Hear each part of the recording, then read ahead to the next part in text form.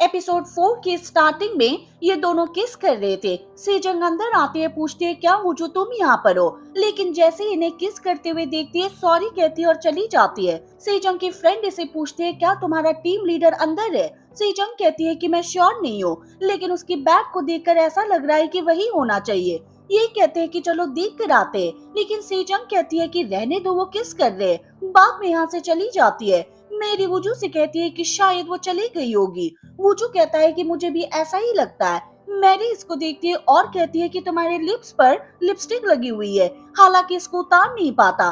बाद में मेरी इसकी हेल्प करती है, इसके लिप्स को टच करती है। दोनों पहले बाहर से जंग को देखते हैं और वो यहाँ पर नहीं होती, बाद में चले गए थे। अगले सीन में दोनों अपने टाउन हाउस में होते हैं, वेडिंग की फोटो को लगाते हैं, लेकिन इनके पास हैमर नहीं होता। बाद में ये लीसंग के पास आते हैं। लीसंग हैमर को लेकर आता है, इनको दे देता है। वूजू से कहता है कि तुम तो बिजनेस ट्रिप पर गए थे, वो कैसी रही। वूजू मेरी को देखता है, बाद में कहता है कि वो अच्छी थी। ली संग कहता है कि वीकेंड चल रहा है, तुम्हें घर पर रहना चाहिए, लेकिन वूजू कह रहा था कि मैं बहुत ही बिजी हूँ, मैं घर पर रहने का ट्राई कर सकता हूँ, लेकिन ऐसा नहीं हो सकता। ली संग बाद में कहने लगता है कि मैं हैंग आउट के लिए जा रहा हूँ, क्या तुम मेरे साथ चलोगे, लेकिन ये कह देता है कि हमारी पहले से ही प्लानिंग है। बाद में दोनों साथ में जाने लगते हैं, हालांकि एक दूसरे को टच करते हैं, बार बार क्लोज आते हैं, क्योंकि ली संग केवल इनको देख रहा था जब तक कि अंदर नहीं चला जाता।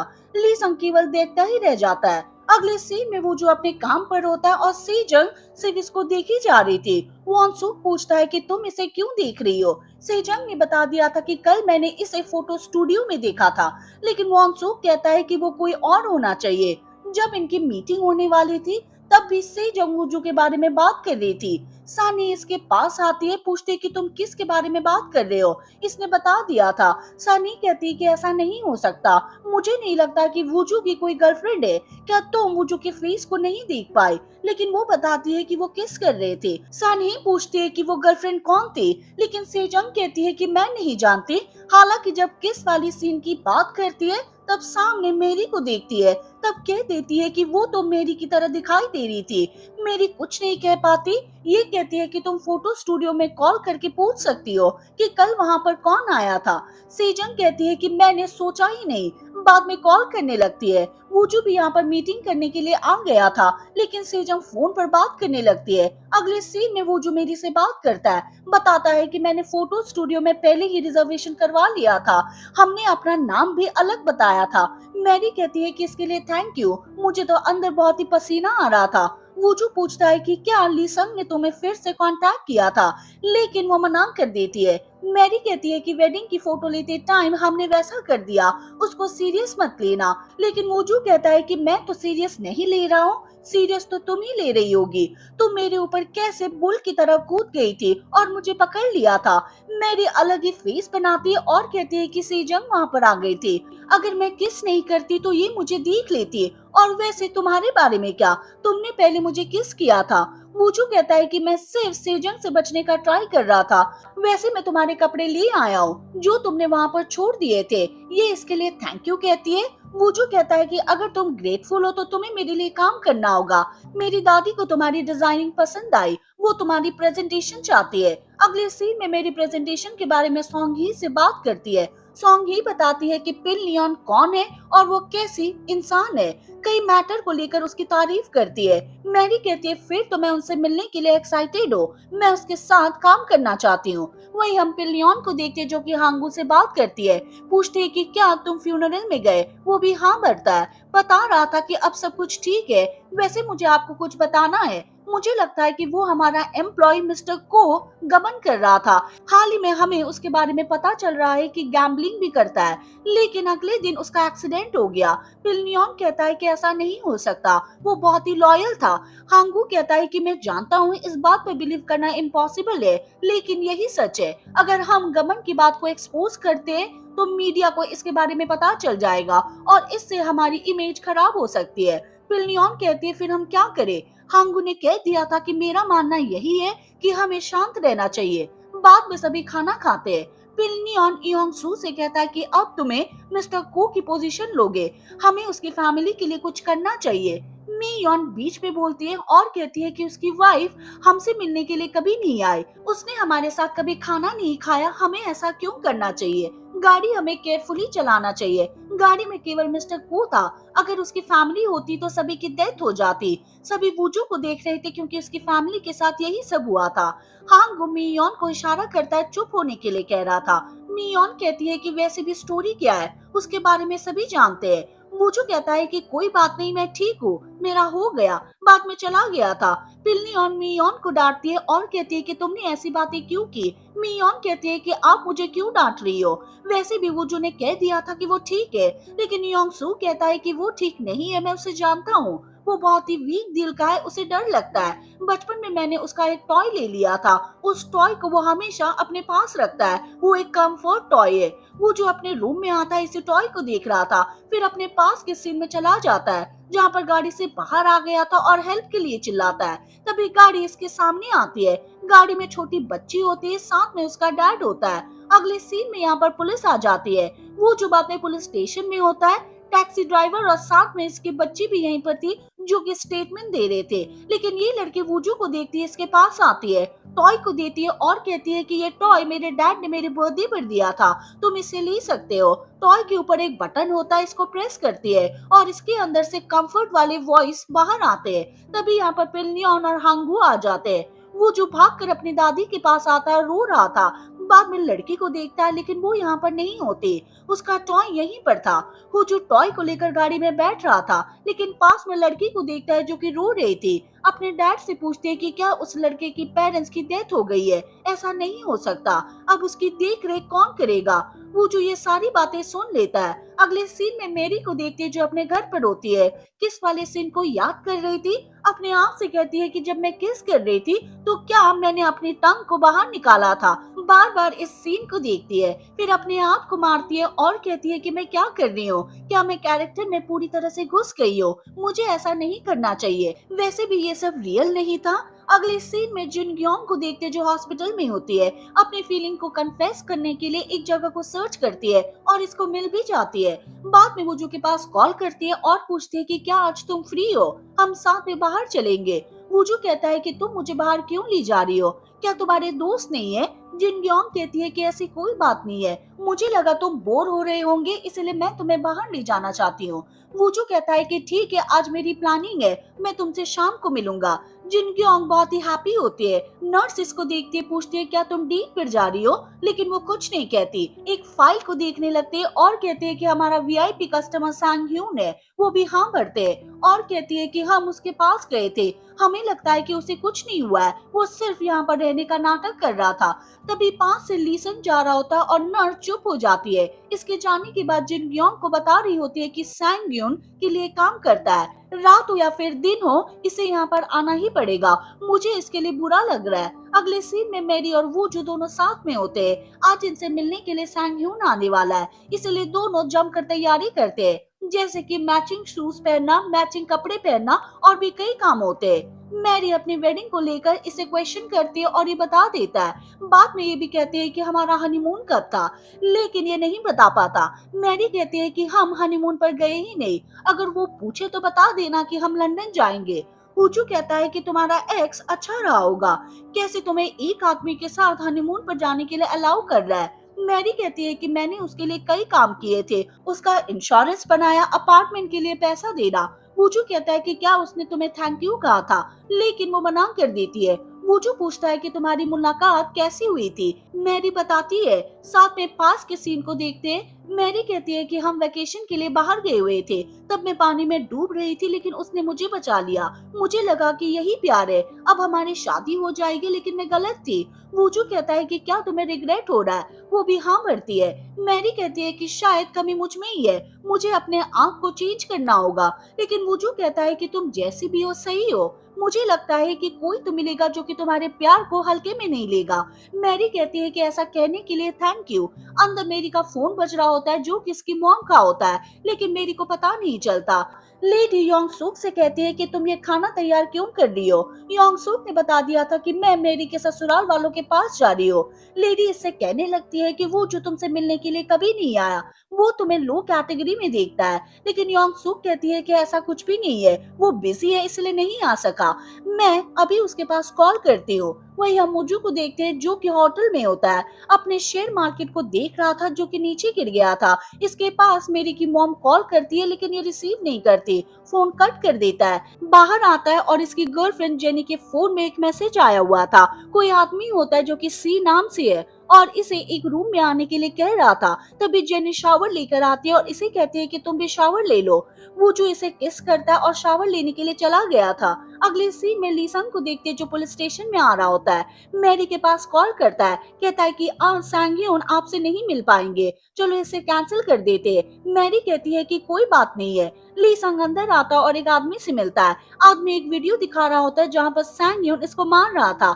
ये इससे पूछता है कि तुम कौन हो। ली संग ने कह दिया था कि मैं सैंग यून को रिप्रेजेंट कर रहा हूँ। बाद में बाहर आता है, विक्टिम से बात करता है, कहता है कि तुम प्लीज उसको बताओ कि तुमने पहले उसको मारा था। लेकिन आदमी कहता है कि मैं ऐसा क्यों करूंगा, वैसे भी हमारे पास फुटेज है। ली संग कहता है कि फुटेज को हटाया भी जा सकता है, लेकिन विक्टिम इसकी बात नहीं मानता। ली संग इसको पैसे दिखाता है कि मैं तुम्हें इतने पैसे दे दूंगा। ये देखते ही आदमी शॉक रह जाता है और इसकी बात मान लेता है। मैरी भी वूजू को बता देती है कि आज सांगयून नहीं आने वाला। वूजू कहता है कि ठीक है मैं किसी और दिन आऊंगा। बाद में जाने लगता है, लेकिन तभी कुछ पेंटिंग को देखता है जो कार्टून के बारे में होती है। इसे पूछता है कि ये क्या है। मैरी ने कह दिया था कि मैं इसे प्रेजेंटेशन में ऐड करना चाहता हूँ, क्या तुम जानना चाहते हो कि क्या चीज है। वूजू कहता है कि ठीक है मुझे बताओ। ली संग सैंगह्यून के साथ हॉस्पिटल में होता है, इसको बता देता है कि मैंने विक्टिम के साथ क्या किया, अब विक्टिम आप हो। सैंगह्यून कहता है कि तुमने इतना पैसा क्यों दिया। इसने बता दिया था कि उनके पास फुटेज थी। सैंगह्यून कहता है कि मेरे डैड के बारे में क्या उन्हें पता चल गया कि मैंने क्या किया। ली संग कहता है कि उनको भी ऐसा ही लगता है कि आप विक्टिम हो। सैंगह्यून कहता है कि ठीक है मेरे लिए खाना लेकर आओ। बाद में जाने लगता है। आगे जिन ग्योंग होती है जो कि इनकी बातें सुन लेती है। मैरी अपने प्रेजेंटेशन को दिखाती है और कहती है कि मैंने इस कार्टून को अपने पहले प्यार को देकर बनाया। वो जो हंसता है और कहता है कि बदसूरत लग रहा है, लेकिन मैरी कहती है कि ऐसा कुछ भी नहीं है, वो हैंडसम है। वूजू कहता है कि क्या तुम अभी भी अपने पहले प्यार के कांटेक्ट में हो, लेकिन वो मना कर देती है। बाद में से पूछते है कि तुम्हारे बारे में क्या, तुम्हारा पहला प्यार कौन है। लेकिन वूजू कहता है कि मैंने अपने पहले प्यार को एक्सपीरियंस नहीं किया है। मैरी इसको पिल्लो मारती है और कहती है कि झूठ मत बोलो। वूजू उसको देखता ही रह जाता है। मेरी बात में सॉरी कहती है। वूजू कहता है कि कोई बात नहीं। तभी इसके पास जिन योंग कॉल करती है। वो जो जिन योंग से कहता है कि मैं तो भूल ही गया कि आज हम मिलने वाले थे। जिन योंग कहती है कि कोई बात नहीं हम कभी और मिल लेंगे। जिन योंग बाद में बार में आती है, ड्रिंक करने लगती है। तभी इसके पास ली संग आकर बैठ जाता है, वो भी ड्रिंक कर रहा होता है, लेकिन इससे कोई बात नहीं करता। जिन योंग इसको देखे जा रही थी, बाद में बात करने लगती है, कहती है कि मैं जानती हूँ कि तुम कौन हो, जो वीआईपी आदमी हमारे हॉस्पिटल में है, तुम उसके अंदर काम करते हो, उसके बारे में कई रूमर्स फैली हुई है, वो पूरी तरह से एक बुरा इंसान है। हम सिर्फ एम्प्लॉय है जो कि काम करते हैं, लेकिन फिर भी मेरे मन में तुम्हारे लिए रिस्पेक्ट है। ली संग इसको देखता है, पूछता है कि तुम कौन हो। जिन योंग कहती है कि मैंने तुम्हें पहले हॉस्पिटल में देखा था, मैं एक डॉक्टर हूँ। ली संग बाद में कहने लगता है कि वो रूमर्स कौन फैला रहा है, उसे हॉस्पिटल से बाहर निकाल देना चाहिए या फिर उसे पैसे देना चाहिए। लेकिन जिन योंग कहती है कि रहने दो, मैं सिर्फ कंफर्ट देने का ट्राई कर रही थी। लेकिन ली संग कहता है कि ये कोई कंफर्ट नहीं है, ये एरोगेंस है। ये इसे सॉरी कहती है। हालांकि बाद में कहने लगती है कि पैसे से कुछ नहीं होता, तुम अपसेट हो तभी यहाँ पर आए हो, बिल्कुल मेरी तरह। बाद में इसको देखती है। जिन योंग पूछती है कि तुम क्या देख रहे हो। जिन योंग कहती है कि तुम्हें क्या लगता है कि किसी ने मुझे छोड़ दिया होगा, इसीलिए मैं अपसेट हूँ। लेकिन ऐसा कुछ नहीं है। ली संग कुछ नहीं कहता है, स्माइल करता है। जिन योंग कहती है कि क्या तुम फ्लर्ट करने का ट्राई कर रहे हो, लेकिन वो मना करता है और कह रहा होता है कि मैं चाहता हूँ कि तुम ये पी लो और जल्दी से चली जाओ। वही हम योंग सूक को देखते हैं जो कि अब सियोल में आ जाती है। अगले सीन में वूजू को देखते हैं जो प्रेजेंटेशन दे रहा था। मेरी भी यहीं पर होती है। तभी मेरी के पास इसकी मॉम मैसेज करती है और कहती है कि मैं सियोल में आ गई हूँ, मैं तुम्हारे ससुराल वालों के पास जा रही हूँ। मेरी यहाँ से बाहर भाग जाती है। वूजू उसको नोटिस करता है। मेरी अपने मॉम के पास कॉल करने का ट्राई करती है, लेकिन इसकी मॉम कॉल को नोटिस नहीं करती। वो जो इसके पास आता है पूछता है कि क्या हुआ। मैरी ने बता दिया था कि मेरी मॉम यहाँ पर आ गई है और वो वूजू की फैमिली से मिलने के लिए जा रही है। वूजू कहता है कि तुम्हारी मॉम नहीं जानती हो कि तुम दोनों का ब्रेकअप हो गया है। तभी सेजंग बाहर आती है, मैरी से कहती है कि आपका नंबर आ गया है, आपको प्रेजेंटेशन देनी होगी।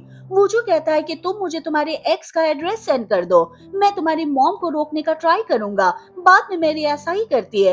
हालांकि योंग सुक पहले यहाँ पर आ चुकी है और इन दोनों से बात करती है। इन्होंने बता दिया था कि इन दोनों का ब्रेकअप हो गया है। तुम्हें क्या लगता है कि तुम्हारी बेटी हमारी घर की बहू बन सकती है? उसे कुछ भी नहीं आता, उसके पास कोई डिग्री नहीं है, इसको कई बातें सुनाती है। योंग सुक इनसे बात करना चाहती है, लेकिन गलती से नीचे गिर जाती है। ये दोनों भी अंदर भाग जाती है। इसी टाइम यहाँ पर वुजू आता है, इसको देख लेता है, यहाँ पर आकर इसकी हेल्प करता है। बाद में से पूछ लेता है कि क्या आप मेरी की मॉम हो? वो भी हाँ भरती है। अगले सीन में दोनों गाड़ी में होते हैं। योंग सुक पूछता है कि क्या तुम्हारी कंपनी मेरी बेटी के साथ काम करती है? वो भी हाँ भरता है और कह रहा होता है कि आप कैजुअली बात कर सकते हो, वो अपनी खुद की कंपनी में बॉस है। योंग सुक कहने लगते हैं कि तुमने वहाँ पर वो सब सुन लिया होगा, लेकिन ऐसा कुछ भी नहीं है, मेरी बेटी बहुत ही अच्छी है। वूजू कहता है कि मैं जानता हूँ, उसको हर कोई लाइक करता है। योंग सुक फिर अपनी बेटी की बचपन की बात करने लगती है कि उसके डैड के डेथ के बाद उसने कितना कुछ सहा था। मैरी अपना काम पूरा कर लेती है, अपनी मॉम के पास कॉल करती है, पूछती है कि क्या हुआ। योंग सुक कहती है कि मैं उनसे नहीं मिल पाई, फिलहाल मैं अभी वूजू के साथ हूँ, मैं अपने विलेज में वापस जा रही हूँ, मेरे बारे में चिंता मत करना। बाद में फोन रख देती है। योंग सुक वूजू से भी कहती है कि मेरी को मत बताना कि मैं उनसे मिली थी, बेकार में वो परेशान हो जाएगी, उसने मुझे ये बात खुद नहीं बताई, कोई ना कोई रीजन होनी चाहिए। वूजू भी कहता है कि ठीक है, मैं उसे नहीं बताऊंगा। बाद में इसको यहाँ से भेज देता है। वूजू बाद में मेरी से बात करता है, कह रहा होता है कि तुम्हारी मॉम चली गई है, उसने मुझे कुछ खाना दिया है, मैं तुम्हारे पास आ रहा हूँ, घर पर ही रहना। मैरी भी कहती है कि ठीक है। हालांकि मैरी टैक्सी में होती है, तभी इसके पास जिनहुआ कॉल करती है। क्या बातें होती है उसके बारे में बाद में पता चलेगा। अभी अपने घर पर होती है, बहुत ही परेशान थी। बाहर कोई डोर को नॉक कर रहा होता है और ये वूजू होता है। वूजू इसे खाना देता है, इसकी ओर देखता है और कहता है कि तुम्हें क्या हुआ, तुम परेशान लग रही हो। पहले कुछ नहीं कहती, लेकिन बाद में बता देती है कि मुझे पता चल गया है कि मेरी मॉम उनसे मिली थी। फिर हम वो सीन भी याद करते हैं जब इसके पास जिन्हों ने कॉल किया था। वो चिल्लाती है और कहती है कि तुम्हारी मॉम यहाँ पर आई थी, क्या तुमने अपनी मॉम को तुम्हारे बारे में नहीं बताया? तुम्हारी मॉम की वजह से मेरी मॉम सदमे में चली गई है। मेरी वूजू से कहती है कि मुझे अपनी मॉम को पहले ही बता देना चाहिए था, लेकिन मैं ऐसा नहीं कर पाई। अब मेरी मॉम को मुझ पर प्राउड फील नहीं होगा। वूजू कहता है कि प्राउड फील करने से क्या होगा, तुम सिर्फ उनकी बेटी हो, इतना ही काफी है और तुम्हें कुछ करने की जरूरत नहीं है। मुझे लगता है कि तुम्हारी मॉम भी तुम्हारी स्टोरी सुनने के लिए रेडी है। अगले सीन में मेरी अपनी मॉम के पास कॉल करती है, वूजू के बारे में बात करना स्टार्ट करती है, लेकिन योंग सुक कहती है कि रहने दो, मुझे पहले से ही पता है कि वो कैसा इंसान है, तुमने उसे छोड़कर अच्छा किया, अपने अपार्टमेंट में अच्छे से रहना। लेकिन मैरी कहती है कि मैं वहाँ पर नहीं रहती हूँ, अब मैं एक टाउन हाउस में रहती हूँ, मैंने एक अवार्ड जीता था। बाद में बता देती है कि ये सब कैसे हुआ। योंग सुक कहती है कि तुमने अच्छा किया, लेकिन पकड़ी मत जाना। मैरी को अपने कानों पर बिलीव नहीं हो रहा था कि मेरी मॉम भी ऐसी बातें कर सकती है। योंग सुक फिर एक फोटो को देख रही होती है और इसमें से वूजू की फोटो फाड़ देती है और बाद में अवार्ड की खुशी में डांस करने लगती है। वहीं हम वूजू को देखते हैं जो कि जेनी के साथ होती है। जेनी बता रही होती है कि मैं बाद में अपने फ्रेंड से मिलने के लिए जाऊंगी। वूजू पूछता है कि वो कौन है। जेनी कहती है कि मैं तुम्हें उसे बाद में मिलवा दूंगी, अभी मेरे जाने का टाइम हो गया है। बाद में लिफ्ट में आते हैं और इसको बाय कर देती है। हालांकि वो जो देखना चाहता है कि ये कहाँ पर जा रही है और इसे फॉलो करता है। पहले तो इसको नहीं पता होता कि वो कौन से रूम में जा रही है, लेकिन फिर ये सीन याद करता है कि इसके पास एक मैसेज आया हुआ था जो सी नाम से था, उसने रूम नंबर बता दिया था। बाद में वो जो इसे रूम में आ रहा होता है, सीढ़ियों का यूज करता है, ऊपर आता है, जेनी को देखता है और एक आदमी से मिल रही थी और इसे किस करती है। वूजू को पता चलता है कि ये मुझे धोखा दे रही थी। वहीं मेरी को देखती है जो अपने घर पर होती है, इसकी मॉम ने जो खाना पहुंचाया था वो खा रही होती है। इसकी मॉम इसके पास कॉल करती है और कहती है कि मेरे पास मेरा पर्स नहीं मिल रहा है, पता नहीं वो कहाँ पर रह गया, शायद वो वूजू की गाड़ी में रह गया होगा, क्या तुम पूछ सकती हो? मैरी कहती है कि ठीक है। फिर वूजू के पास कॉल भी करती है। वूजू कहता है कि ठीक है, मैं चेक करता हूँ। ये गाड़ी के अंदर आता है, पर्स को ढूंढ रहा होता है और इसको मिल जाता है, लेकिन तभी पर्स में फोटो को देखता है जो कि उसी छोटी बच्ची की होती है जिसने इसको टॉय दिया था। वो जो एक और सीन को याद करता है कि जब मैं मेरी को होटल में ले आया था, तब मैंने वहां पर कुछ देख लिया था और ये फोटो होती है। तब मुझे पहली बार पता चला था कि मेरी वही लड़की है जिसको मैं काफी सालों से ढूंढ रहा था, और ये तो ठीक मेरे सामने थी और मुझे पता ही नहीं चला। इसके बाद हम और भी कई सीन को देखते हैं। मैरी ने वूजू को कहीं काम करने के लिए कहे थे और वूजू इसकी बात मान लेता है क्योंकि इसको पता चल गया था कि मेरी कौन है। वूजू ने सजेस्ट किया था कि हम वेडिंग फोटो खिंचवाने के लिए जाएंगे। जब ली संग इन दोनों को देख रहा था, तब वूजू जानबूझकर इसके क्लोज आ रहा था क्योंकि इसे पता चल गया था कि ये मेरा पहला प्यार है।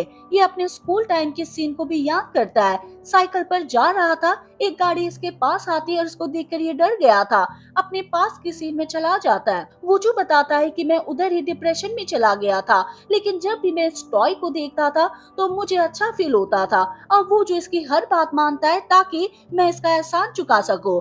दूसरे वूजू को देखते हैं ये भी अब कोरिया आ गया है। मैरी अपने घर पर अपना काम कर रही थी, तभी फोन इसका रिंग होता है। इसको लग रहा था कि जिसके साथ मैं काम कर रही हूँ ये वूजू है। वो कहते हैं कि तुम्हें पर्स मिल गई है, लेकिन वूजू कहता है कि मैं हूँ, मैं वापस आ गया हूँ। और इसी के साथ ये एपिसोड खत्म हो जाता है। हम मिलेंगे नेक्स्ट वीडियो के साथ। Thank you for watching.